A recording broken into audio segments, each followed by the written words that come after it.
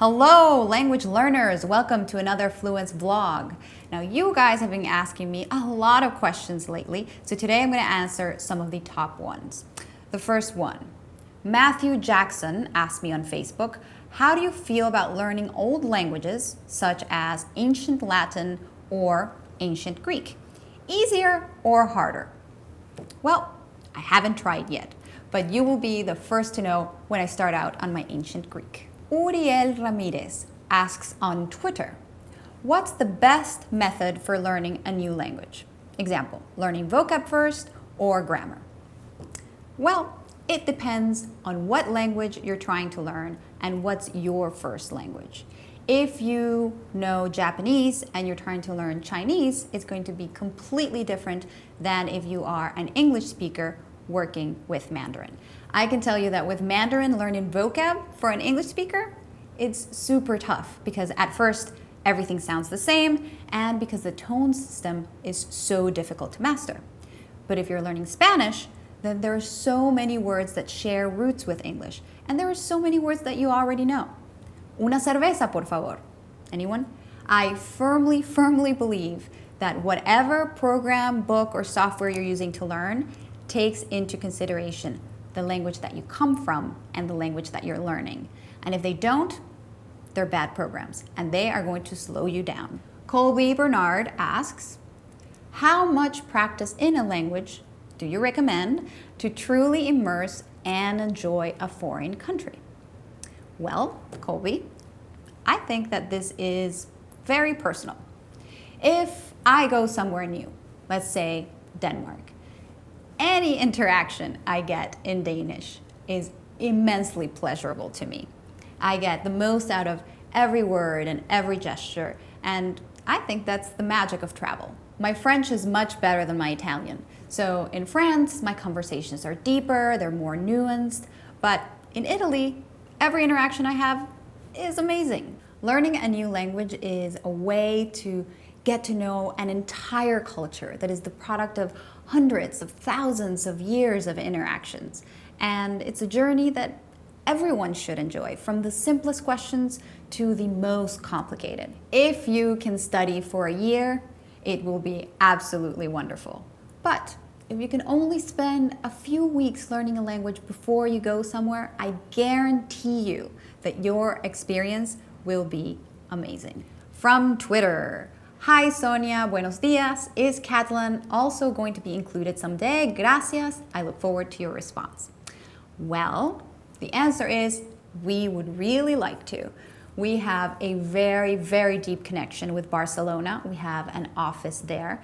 That's where our Uber geek language team works out from. And it's a beautiful language, and it's one that many of them have already learned. That said, it is very hard to create a Fluenz program. It takes years and years to do so. So we really work hard at focusing where we're going to put our resources. Right now, it's Portuguese, and we're working hard to finish that program.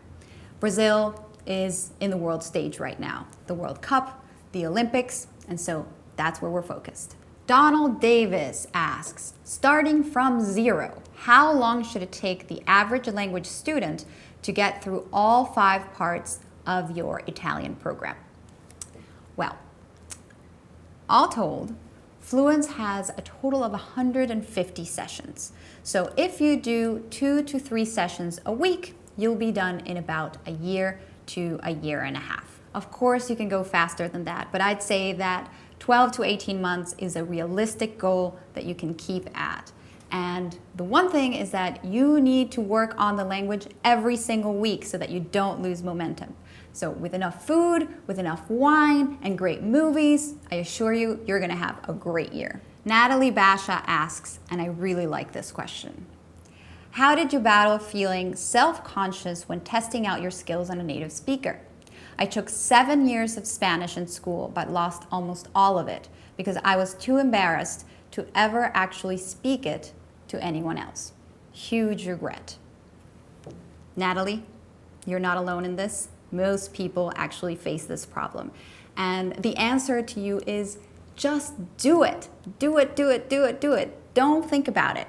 And I want you to think of this. When somebody talks to you in broken English, do you feel bad? No. You try to understand what you're saying and you reply. That's exactly what you're going to face when you speak in your broken language.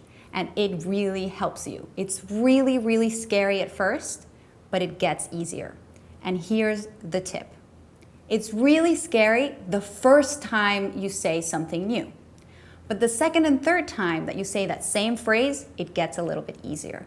So my tip to you is if you're really scared about it, practice in front of the mirror. Talk to yourself. Imagine that you're going to go into a restaurant and you're going to order coffee and water. Hello? I want a cup of coffee. I want a glass of water. Go to somebody. Say those words and you're going to be freaking out the first time and it's all going to come out badly. The second time, it's going to be better. The third time, you're going to nail it. And that's how you move on. All right, folks, that's all I have for you today. So keep asking, keep them coming. And I hope that I'm helping you out. And I hope that I am making you go in there and study and go out there and lose that fear of speaking to somebody. They're not going to bite, I promise. All right, get out there, speak some languages. See you next time.